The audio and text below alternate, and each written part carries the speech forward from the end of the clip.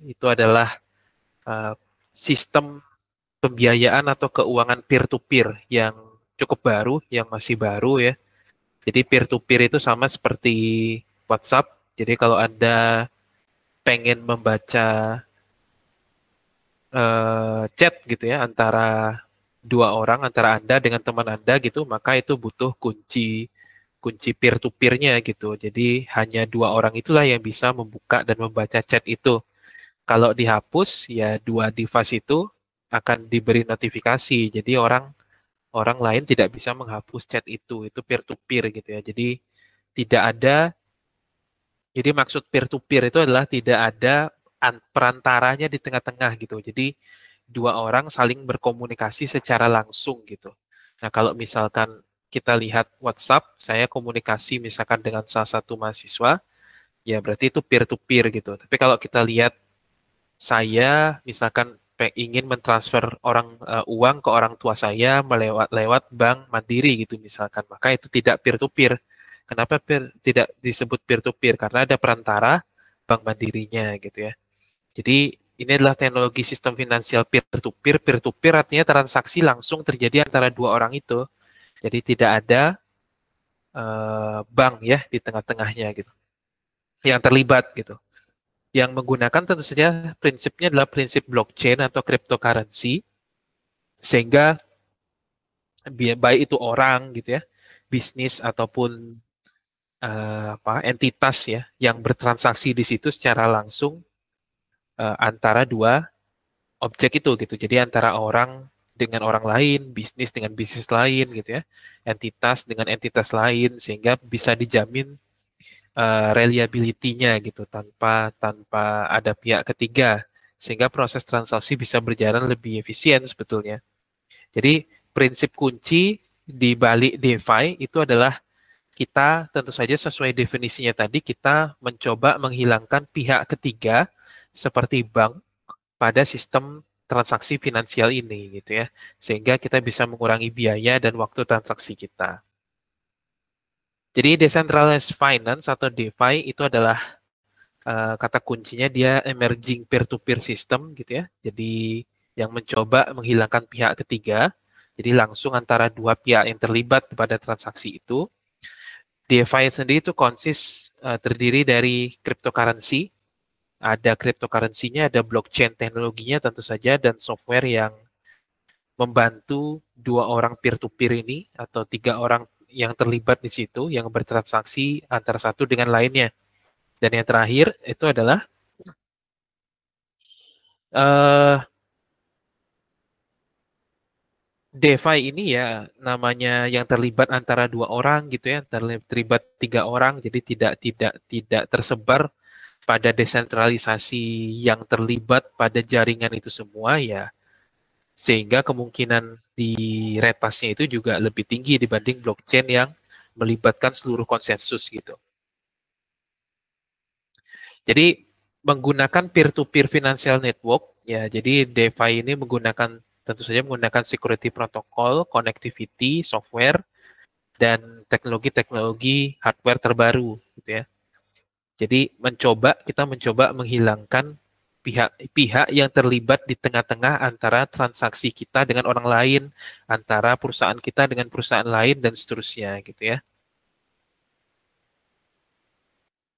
Nah, kalau Anda lihat di gambar ini, itu bedanya centralized transaction dengan decentralized transaction itu adalah kalau Anda lihat di sini ada Bob di situ. Jadi Bob misalkan ingin mengirim uang ke Alice gitu ya, eh, menggunakan bank, ini centralized transaction gitu. Jadi bank lah yang mengelola semuanya. Jadi Bob datang ke bank gitu ya, dan Bob misalkan dia apapun lah perantaranya, bisa mungkin dia lewat teller, bisa dia mungkin lewat aplikasi mobile banking, ATM gitu ya, itu semua kan lewat bank dulu, baru dikirim ke Alice gitu ya. Tapi kalau decentralized transaction tidak gitu ya. Jadi ketika Bob ini ingin mengirim uang ke Alice, maka dia akan dicatat di blockchain dan langsung dikirimkan ke Alice gitu. Jadi blockchain yang terjadi untuk transaksi Bob dengan Alice ini khusus buat mereka berdua saja gitu. Itu yang disebut sebagai peer to peer. Jadi yang tanpa ada pihak ketiga di tengah-tengahnya gitu. Nah, aplikasi dari DeFi ini sendiri itu dirancang untuk eh, mencoba mengkomunikasikan antar P2P itu dengan blockchain, sehingga memungkinkan orang untuk menggunakan uang mereka pada proses ya pembelian gitu ya, pinjaman gitu, atau mungkin hadiah, trading ya, perdagangan antara satu dengan lainnya tanpa ada pihak ketiga gitu ya. Nah, sehingga program-program yang menjalankan aplikasi ini perlu diinstal di device pihak yang terlibat itu. Kalau misalnya dia punya komputer, ya dia perlu diinstal di komputer itu. Tablet, dia diinstal di tablet itu.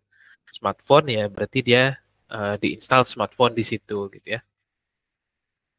Sebetulnya tanpa aplikasi pun DeFi ini juga masih bisa ada, tapi apa, user biasanya itu lebih nyaman gitu atau familiar kalau misalkan menggunakan terminal atau command line gitu. Biasanya berarti ini uh, lebih banyak sebetulnya transaksinya masih digunakan secara dalam bentuk command line gitu ya. Tujuannya itu sendiri dilakukan peer-to-peer itu adalah, ingat ya, peer-to-peer itu adalah salah satu kalimat premis kunci pada DeFi gitu. Jadi ketika dua pihak itu setuju untuk melakukan proses perdagangan atau tukar menukar barang atau jasa ya atau pembayaran tanpa pihak ketiga gitu ya. Tentu saja goalnya adalah mereka berdua bisa mendapat kemudahan accessibility gitu ya. Jadi semua siapapun gitu ya yang menggunakan, yang terkoneksi ke internet dan bisa mengakses DeFi platform ini ya tanpa ada batasan geografis gitu. Terus biayanya juga lebih rendah gitu ya. Antara dua pihak yang terlibat ini bisa bernegosiasi secara langsung, transparan dan aman juga ya, karena sebetulnya ini juga melibatkan smart contract yang akan kita bahas di materi berikutnya. Lalu autonomi gitu. Jadi DeFi platform ini tidak bergantung kepada institusi yang mengelola secara terpusat gitu. Jadi nature-nya DeFi ini tentu saja bisa mengurangi biaya-biaya yang timbul karena adanya layanan jasa, misalkan seperti perbankan gitu. Kan kalau Anda misalkan menyimpan uang di bank, Anda punya ATM, Anda punya mobile banking, biasanya itu kan ada biaya, entah itu per bulan ataupun per tahun gitu ya, ditarik oleh bank. Nah ini centralized, jadi centralized itu kalau misalkan saya ingin melakukan transaksi, ya dari sini ke sini, itu melewati pihak ketiga atau pihak keempat dulu, ini centralized gitu. Jadi bentuknya ada pusat, ya. Sedangkan di desentralisasi, ya bentuknya seperti ini gitu ya. Jadi bisa pihak itu yang terlibat antara ini dengan ini gitu ya, antara ini dengan ini dengan ini dengan ini dan seterusnya gitu, antara dua pihak gitu yang terlibat. Tapi sebetulnya pada kenyataannya pada proses transaksi ini bentuknya itu sebetulnya buku besar yang terdistribusi. Pada kenyataannya kalau kita kita lihat blockchain strukturnya dalam bentuk publik, kita kan bertransaksi tidak hanya antara dua orang saja, tapi juga bisa jadi dengan orang lainnya gitu, sehingga menciptakan jaringan yang lebih kompleks dibanding jaringan desentralisasi yang sederhana seperti ini gitu ya. Nah, bentuknya itu bisa private, bisa public gitu. Itu ya. Kalau misalkan kita menggunakan komponen database pada blockchain arsitektur untuk apa DeFi ini, maka kalau kalau bentuknya terpusat, ya tentu saja misalkan ada server bank Mandirinya, BRI-nya, BNI-nya yang mengelola itu semua. Anda menggunakan mobile banking, menggunakan internet banking, itu terkoneksi ke server, baru diteruskan ke device lainnya. Tapi kalau kita berbicara peer-to-peer network, ya semuanya bisa berkomunikasi tanpa ada jembatan pihak ketiga. Jadi database-nya ya disimpan di masing-masing komputer gitu. Nah, struktur untuk bisa membangun ini semua itu sebetulnya dalam komputasi itu ya, itu dikenal dengan istilah linked list gitu. Jadi seperti yang saya sampaikan di di materi sebelumnya bahwa struktur blockchain itu sebetulnya dia punya pointer. Itu pointer itu apa? Variabel yang menjaga informasi tentang lokasi dari variabel lainnya gitu ya. Ada linked list di sini ya. Ini sequence atau urutan blok ya yang saling terhubung dengan lainnya gitu. Jadi kalau kalau kita lihat ada blockchain awal ini kita sebut sebagai kepala. Kepala itu dia pasti punya pointer. Pointer inilah yang menghubungkan dia dengan blok berikutnya gitu ya. Nah, nanti blok berikutnya juga punya pointer yang menghubungkan ke blok berikutnya lagi gitu. Jadi kalau salah satu diubah ya tentu saja yang lain jadinya invalid seperti itu. Ya, ini strukturnya. Jadi ada header, ini ya blok header, blok 1 header, blok 2 header gitu ya. Nah, di sini ada previous hash. Jadi blockchain itu kunci enkripsinya itu menggunakan hash ya. Hash. Nah, hash ini nanti akan menjadi dasar pembangkitan hash pada blok berikutnya gitu. Jadi kalau hash di sebelumnya itu diubah, maka hash berikutnya tentu saja akan invalid gitu. Dan di bawah, paling bawah itu strukturnya ada transaksinya. Jadi ada previous block or header gitu ya. Terus ada headernya, header ini adalah kunci hashnya. Terus ada kunci sebelumnya, ya kunci hash ini, header atau kunci hash ini itu dibikin dari hash sebelumnya ditambah transaksinya, sehingga ini akan unik pada setiap bloknya dan dikirimkan ke blok berikutnya. Sehingga yaitu yang membuat kalau misalkan satu diubah, maka otomatis hashnya akan berubah dan menyebabkan invalid di node-node atau di blok-blok berikutnya. Ya, nah ada beberapa struktur juga yang bisa dibikin kalau misalkan kita membutuhkan validator. Contohnya kasusnya cryptocurrency, validator itu kan miner ya, orang yang menambang Bitcoin gitu. Itu validator sebetulnya dia untuk melihat apakah valid atau tidak uh, hash pada blockchain itu dengan posisi data yang disimpan di dalam bloknya gitu. Itu butuh validator ya. Nah, atau tanpa validator gitu. Jadi transaksi itu divalidasi oleh berapa pihak yang terlibat di situ gitu. Jadi secara tidak langsung kalau satu diubah itu akan membuat yang lainnya menjadi tameng ya dalam tanda kutip itu untuk mencegah terjadinya pemalsuan data. Ini ada member node sama validator node. Kalau validator node itu butuh miner ya. Nah, ini perbedaannya public blockchain, konsorsium blockchain, sama private blockchain. Jadi kalau kita berbicara propertinya, pertama itu penentuan konsensusnya. Ya, jadi kalau public blockchain itu divalidasi oleh miners gitu. Jadi orang yang menambang gitu ya kalau pernah lihat dengar istilah di cryptocurrency. Sedangkan konsorsium blockchain itu konsensusnya itu dipilih dari sejumlah node-node. Misalkan ada satu transaksi dan 100 orang yang terlibat di situ, yang terlibat di transaksi di blockchain-nya ada 100 orang, yang terlibat hanya 10, orang ke 10, 11, 12 misalkan gitu ya. Berarti yang menjadi konsensusnya adalah 3 orang itu saja gitu ya. Kalau private blockchain bisanya terbatas pada satu organisasi. Jadi misalnya kalau saya pengen bikin blockchain di prodi teknik industri, yaitu berarti private blockchain ya. Yang terlibat di situ hanya ya satu organisasi kecil saja.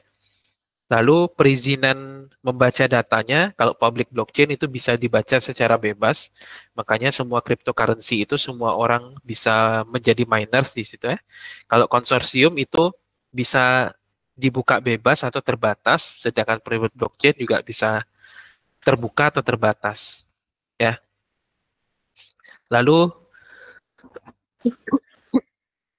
terkait dengan public blockchain gitu ya, karena ini yang terlibat sangat banyak di sini, ya hampir impossible kita mengubah data itu. Nah, kalau konsorsium karena yang terlibat lebih sedikit bisa, ya private blockchain pun juga bisa gitu ya. Jadi public blockchain ini lebih aman, cuman cost infrastrukturnya sangat besar. Dari efisiensi tentu saja public blockchain ini lebih rendah efisiensinya karena membutuhkan banyak orang yang terlibat di situ dan semakin banyak orangnya semakin banyak juga data yang disimpan di device kita yang kalau kita terlibat di blockchain itu gitu. Lalu konsorsiumnya ada HAI ya untuk konsorsium dan private terkait efisiensinya gitu. Sentralisasi ya tentu saja tidak ya. Kalau konsorsium blockchain ini dimungkinkan ada ya. Sedangkan private blockchain yes gitu karena biasanya dia terbatas pada satu organisasi saja. Sedangkan perubahan data konsensus proses ya, proses itu permissionless, jadi lebih rendah persetujuan. Sedangkan konsorsium blockchain itu lebih butuh permission, sama private blockchain pun juga sama.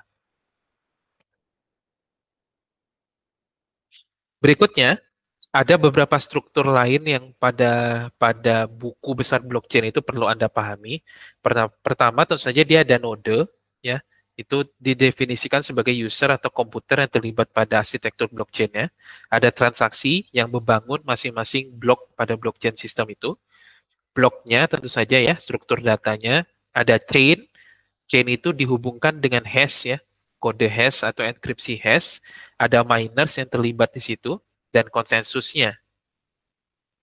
Nah, seperti ini contohnya, misalkan ada suatu transaksi ya terjadi ya, maka suatu blok yang merepresentasikan transaksi ini akan dibikin gitu ya. Nah, blok ini dikirim ke setiap node pada jaringan blockchain dan divalidasi transaksi ini gitu. Nah, validasi transaksi ini kalau melibatkan miner biasanya ya dilakukan oleh miner. Nanti setiap mereka berhasil memvalidasi, mereka dapat reward, yaitu adalah Bitcoin. Nah, untuk memvalidasi ini tentu saja tidak mudah ya, karena butuh resource komputer yang cukup besar gitu. Karena yang divalidasi adalah algoritma combination komputer yang itu cukup rumit gitu. Nah, blok ditambahkan ke blockchain dan transaksi komplit gitu ya. Jadi transaksi diminta, blok dibikin, divalidasi dulu oleh miner, baru transaksi itu disimpan gitu di blok tersebut. Untuk real world example-nya dari struktur-struktur blockchain itu, sebetulnya selain dari DeFi itu bisa digunakan untuk digital media transfer gitu ya. Contohnya penjualan karya-karya seni gitu ya, atau mungkin NFT gitu ya. Berikutnya remote service delivery ya, untuk travel and tourism. Lalu desentralisasi bisnis logic, itu memindahkan ya computing to data sources. Berikutnya distribute intelligence. Ini tentang education ya, kredensial. Jadi intelijen yang sudah kecerdasan buatan yang sudah Anda pelajari mungkin di data mining, di machine learning itu bisa didistribusikan. Lalu resources, ini contohnya pada power generation and distribution, ya. Crowdfunding, ini gotong royong gitu ya, ngumpulin uang. Nah, ini biasanya juga populer di bidang startup gitu ya, startup financial crowdfunding. Contohnya ada Growpal gitu ya di ikan gitu ya. Ada mungkin e-fishery gitu dan seterusnya. Itu kan prinsipnya sebetulnya gotong royong untuk membiayai suatu project gitu, crowdfunding. Kita bisa gitu kan, itu juga crowdfunding gitu ya. Lalu crowd operation itu contohnya electronic voting. Ini 50 lebih penggunaan blockchain di seluruh dunia. Jadi untuk government itu ada Essentia, itu dia mengembangkan world first blockchain solution untuk mengelola logistik hub gitu ya secara internasional berdasarkan traffic labs pada pemerintah Finlandia gitu. Itu Essentia ini di pemerintahan. Lalu identification gitu untuk voter registration, ini pemilihan umum gitu ya. Di Swiss mobile payment ini untuk pembayaran di Ripple ya. Asuransi American International Group ini juga menggunakan model smart contract sebetulnya. Lalu protection ya, proteksi spesies-spesies yang terancam punah itu juga bisa. Carbon offset gitu ya, untuk pengurangan emisi karbon. Enterprise untuk pengelolaan perusahaan, itu contohnya Microsoft Azure ya. Border control Essentia juga. Supply chain ya sudah dibikin oleh IBM. Walmart gitu, itu sudah membuat blockchain juga di China untuk mengelola supply chain mereka agar bisa di tracing. Healthcare ya, di kesehatan, shipping ya, real estate, energi ya, esensial lagi. Jadi lebih banyak sebetulnya esensial. Anda bisa buka websitenya. Ini salah satu perusahaan ya, terutama yang terkait dengan negara Finlandia. Land registry ini untuk jual beli tanah, computation ya, computation, advertising, periklanan, lalu jurnalisme itu juga bisa ya, media massa, media cetak gitu ya, pengelolaan limbah, energi ya, diamond, fine art ya, national security bisa juga, tourism bisa, pajak ya, energi, railways, kereta api, enterprise, music dan fishing gitu. Jadi cukup banyak aplikasinya. Pada dasarnya blockchain itu sebetulnya meningkatkan keyakinan kita gitu, atau mungkin kita bisa sebutnya itu sebagai tingkat kepercayaan kita ya, karena transaksi itu dikelola oleh dua orang langsung gitu ya, peer to peer tanpa melibatkan pihak ketiga. Berikutnya saya akan masuk ke materi smart contract. Jadi ini dikembangkan oleh Oracle, dan smart contract ini adalah salah satu aplikasi blockchain yang cukup populer ya. Jadi Oracle ini kalau Anda pernah install Java, itu adalah yang mengeluarkan atau yang punya license itu tentang Java programming, itu adalah Oracle. Dan populer juga dengan database-nya nama Oracle MySQL kan. Jadi hybrid smart contract itu mengkombinasikan kode yang dijalankan pada blockchain tentu saja. Jadi kode-kode yang dijalankan pada blockchain ini disebut sebagai on-chain. Ya, on-chain. Jadi yang berjalan pada jaringan blockchain itu disebut on-chain. Sedangkan data, ada juga perhitungan yang dilakukan di luar blockchain-nya, itu disebut sebagai off-chain. Jadi memadukan antara kecerdasan buatan yang menghitung atau mengelola itu di luar jaringan blockchain, sedangkan ada juga proses pengelolaan dilakukan on-chain atau di blockchain itu sendiri gitu ya. Jadi hybrid smart contract itu mengkombinasikan on-chain infrastructure dan off-chain data ya, dan komputasi yang sifatnya itu adalah terdesentralisasi yang dikembangkan oleh jaringan Oracle gitu. Tujuannya adalah untuk feature-rich decentralization application. Jadi ada banyak kegunaan yang bisa dilakukan di sini gitu. Jadi hybrid smart contract itu bisa bisa membuka atau memunculkan gitu ya, smart contract yang fungsinya itu fokus kepada satu aspek saja gitu ya, sehingga apa yang disimpan di proses-proses terdistribusi ya, terdistribusi yang dimaksud di sini sebetulnya adalah pemisahan antara kecerdasan buatan dengan penyimpanan datanya. Jadi hybrid smart contract terdiri dari tentunya ada smart contract itu sendiri dan desentralisasi Oracle Network gitu. Itu. Nah, ini yang disebut sebagai on-chain atau off-chain. Jadi on-chain itu sendiri adalah blockchain itu sendiri, sedangkan off-chain ada desentralisasi Oracle Network. Jadi tugasnya adalah on-chain itu menjaga buku besar blockchain itu agar mampu gitu ya menyimpan aset-aset atau interaksi-interaksi menggunakan private case antar pihak yang terlibat. Lalu berikutnya bisa memproses gitu transaksi antar user secara peer-to-peer, dan berikutnya itu adalah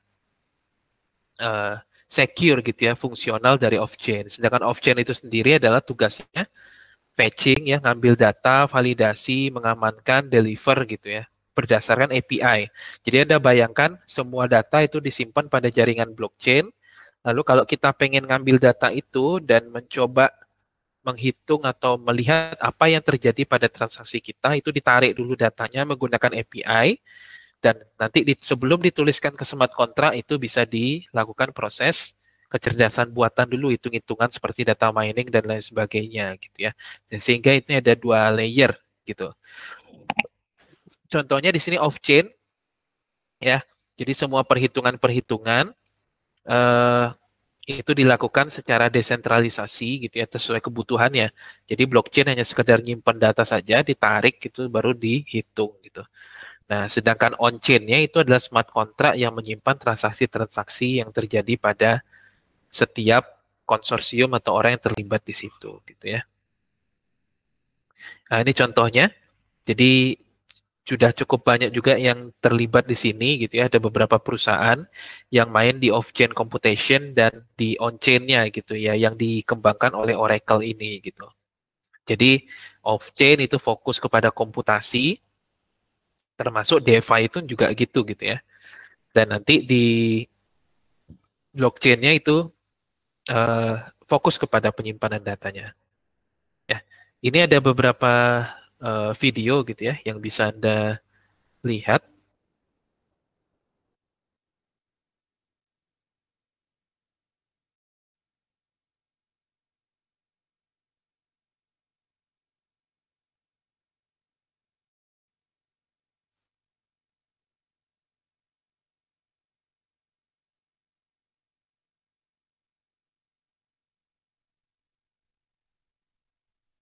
Supply chains. Let's imagine you decide to purchase a Suaranya terdengar nggak video ini? new computer. However, in this case, let's Terdengar nggak suaranya? Dengar, Pak. also imagine you're concerned about the working conditions in the factory where the computer was assembled. Or maybe you have a concern about the quality. Saya ulang ya. Contracts can transform supply chains. Let's imagine you decide to purchase a new computer. However, in this case, let's also imagine you're concerned about the working conditions in the factory where the computer was assembled. Or maybe you have a concern about the quality of a specific component inside the computer. Right now, there's no easy way to check where your computer came from and how it got made. The complex web of relationships that provide the materials, manufacture the components, assemble the parts, and deliver the computer to market is known as the supply chain. Hundreds of years ago, supply chains were fairly simple. Mines and farms provided natural resources to skilled craftsmen, like blacksmiths and tailors, who then created and sold finished products. Today's supply chains are much more complicated, fragmented, and difficult to understand. Hundreds or even thousands of suppliers all around the world you just purchased. Most of the time, the various companies don't know about each other. And as a consumer, you likely don't know anything about how, where, when, or under what conditions your computer was made. This isn't just a problem for consumers. Today's supply chains are so complex that even Apple, Dell, or HP has difficulty tracking how their computers get made. Smart contracts could make supply chain management simpler and more transparent. The idea is to create a single source of information about products in a supply chain via a global ledger. Each component would have its own entry on the blockchain that gets tracked over time. Authorized companies could then update the status of a component in real time. The end result is once you receive your computer, you could track every component back to its manufacturer. Theoretically, you could trace the supply chain all the way back to the mines where the raw materials came from.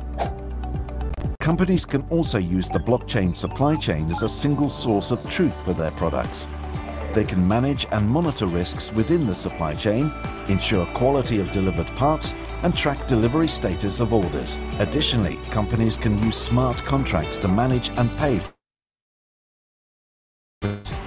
For example, a chip manufacturer could be paid immediately upon testing of each individual chip at the assembly facility. This would reduce the need for large contract invoices and the back and forth of refund requests for faulty components.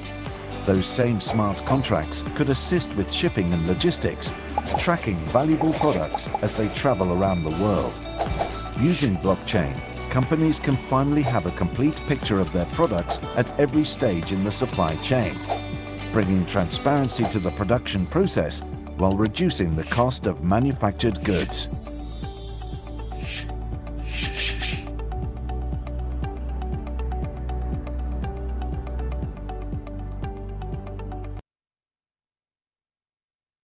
Oke, ada satu lagi.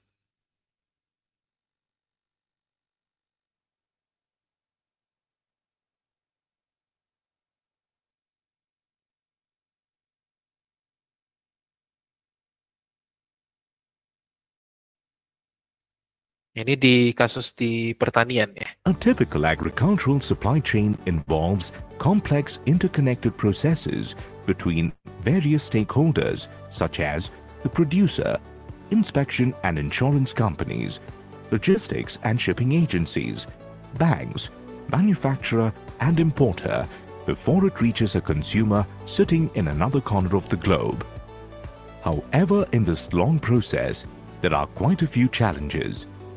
Importers find it difficult to track provenance to understand the place of origin and quality of the imported produce. As the produce moves between multiple stakeholders, the ownership or custodian information becomes difficult to trace. Centralized bodies, especially private agencies that certify crop produce, may not be trusted by international importers. Information flow between stakeholders is sequential, leading to potential delays in downstream decision-making. Overall, stakeholders lack transparency in this process and lose track of relevant transactions. So, how do we tackle these challenges? Introducing Infosys Blockchain. Any activity can be documented and stored in the distributed ledger only with consensus among all participating stakeholders, thus making the network more trustworthy than any individual entity. Untrusted stakeholders can transact amongst each other through smart contracts without the need for a centralized body. Every stakeholder will have their own copy of the same distributed ledger, which enables information access in near real time. Meet Raj Kishore from Uttar Pradesh, who specializes in mango cultivation. Every year, Raj sells a bulk of his mango produce to Mohan, who owns the Royal Pulp Factory in Uttar Pradesh. Mohan, in turn, receives an order to export mango pulp to Charles Becker, who owns Becker Packaged Foods in Germany. He will add details about his crops, request inspections, and get his produce insured at the right time. The contracts between Raj and Mohan, as well as between Mohan and Charles, are stored on the blockchain network as smart contracts. Relevant stakeholders certify the produce with standard certificates. Once the mangoes are harvested, Raj generates the invoice and requests a pickup. The logistics company picks these mangoes up from Raj's farm and delivers it to Mohan's warehouse. The delivery receipt is updated and made available to all stakeholders on the network. Once Mohan accepts the consignment, the smart contract between Mohan and Raj is executed, and Mohan's bank will be notified to initiate an open account transfer to Raj Kishore's bank. The transaction details will then be updated on the blockchain network. Meanwhile, Mohan is busy making mango pulp to be delivered to Charles Becker. The pulp is inspected and certified as well. Mohan then issues an invoice to Charles. Charles tracks the provenance of the product entirely from where the mangoes were cultivated to the inspection and insurance details before accepting the invoice. Mohan then raises a shipment request with the shipping company. Once the bill of lading is uploaded by the shipping company, the smart contract between Mohan and Charles gets executed, and Charles's bank initiates a payment to Mohan's bank. The transaction details are updated on the network. Thus, Charles, sitting in Germany, is able to remotely track the provenance of the mango pulp imported from India. Infosys Blockchain simplifies life for everyone in the supply chain. It ensures that all stakeholders gain transparency in every transaction through a trustworthy private network and increases the acceptance of Indian produce globally.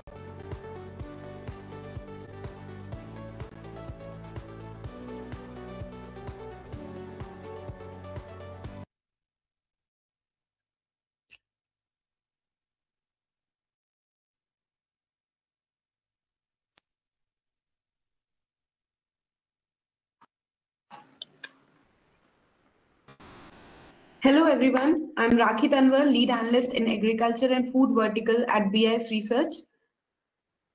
It is my honor.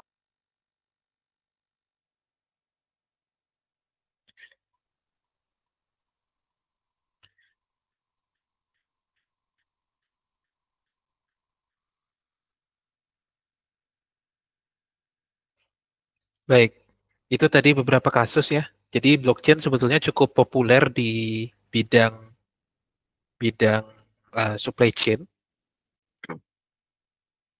Baik, ada satu eh, tugas buat Anda ya terkait materi blockchain.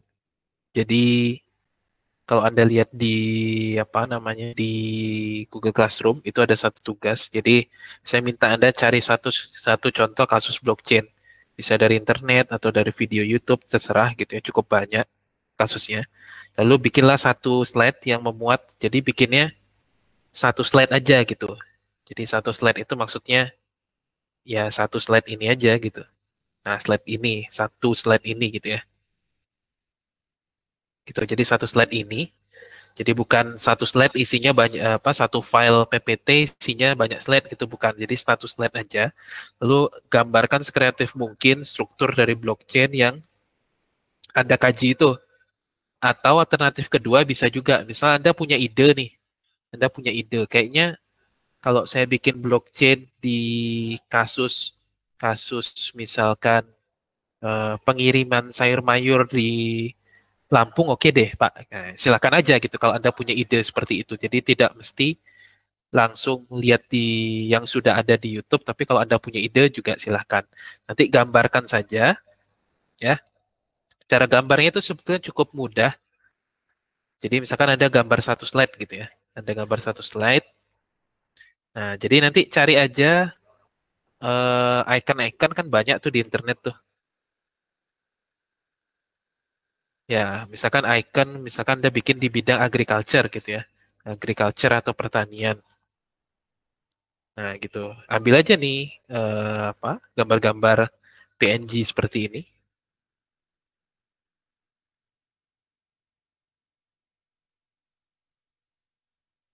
Nah, ambil gambar-gambar PNG seperti ini, copy gitu ya. Lalu taruh di sini. Bisa hapus dulu. Nah, taruh di sini misalkan ya. Nah, bikinlah sekreatif Anda mungkin dikasih background, misalkan backgroundnya background apa gitu ya. Jadi sebetulnya ini bikin bikin apa struktur, tapi strukturnya dalam bentuk mini poster dalam PPT gitu sebetulnya. Nah, bikinlah ini strukturnya seperti apa, ambil apa ikan-ikan PNG seperti ini kan banyak gitu ya. Jadi boleh kasusnya yang mungkin dari apa internet atau YouTube atau mungkin Anda punya ide sendiri terkait terkait penggunaan blockchain di lingkungan Anda sehari-hari gitu ya silahkan gitu ya. Itu tugasnya dari saya. Ada pertanyaan?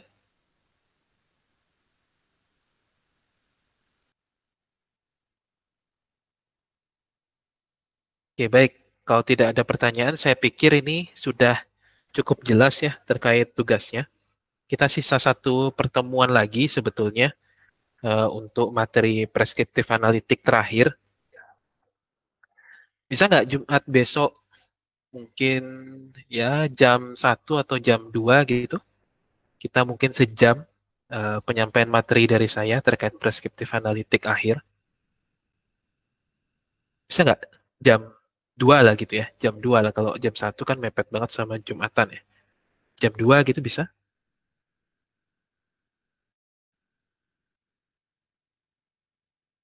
Bisa ya?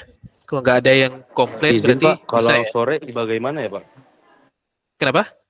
Kalau sore aja sekitar jam 3, jam 4 bisa nggak ya Pak? Saya ada kelas juga soalnya Boleh, untuk siang. boleh. Jam 4 lah ya. Kalau jam 3 kayaknya pada pada asar dulu, jadi jam 4 lah. Jam 4 gimana? Yang lain bisa nggak jam 4?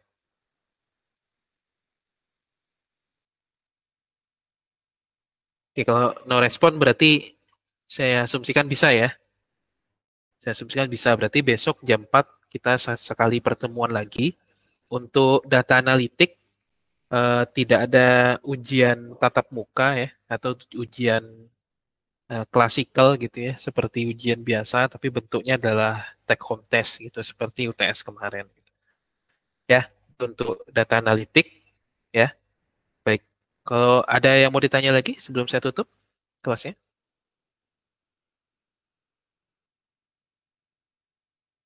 Baik, kalau tidak ada yang ditanya lagi, saya pikir cukup ya untuk kelas hari ini. Eh, Silahkan dikerjakan tugasnya dan diulang materinya tadi ya. Saya tutup, selamat sore ya. Assalamualaikum warahmatullahi wabarakatuh.